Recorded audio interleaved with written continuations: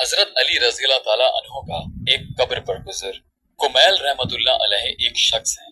کہتے ہیں کہ میں حضرت علی کرم اللہ وجہوں کے ساتھ ایک مرتبہ جا رہا تھا۔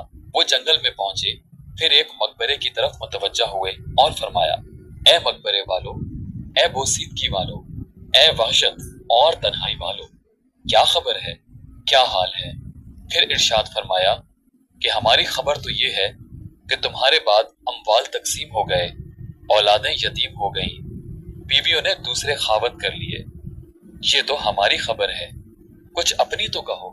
اس کے بعد میری طرف متوجہ ہو کر فرمایا، کمیل، اگر ان لوگوں کو بولنے کی اجازت ہوتی اور یہ بول سکتے تو یہ لوگ جواب میں یہ کہتے کہ بہترین توشہ تقویٰ ہے۔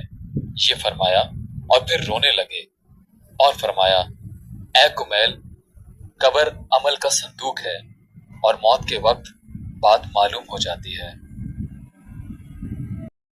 حضور صلی اللہ علیہ وآلہ وسلم کی ایک جنازے سے واپسی اور ایک عورت کی دعوت۔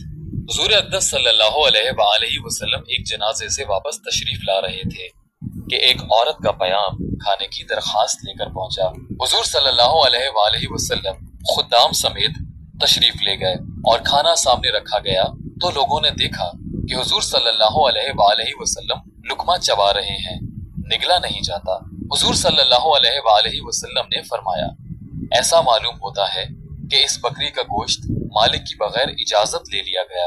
اس عورت نے عرض کیا، یا رسول اللہ، میں نے ریوڑ میں بکری خریدنے آدمی بھیجا تھا، وہاں ملی نہیں۔ پڑوسی نے بکری خریدی تھی، میں نے اس کے پاس قیمت سے لینے کو بھیجا تو وہ ملے نہیں، ان کی بیوی نے بکری بھیج دی۔ حضور صلی اللہ علیہ وآلہ وسلم نے فرمایا کہ قیدیوں کو کھلا دو۔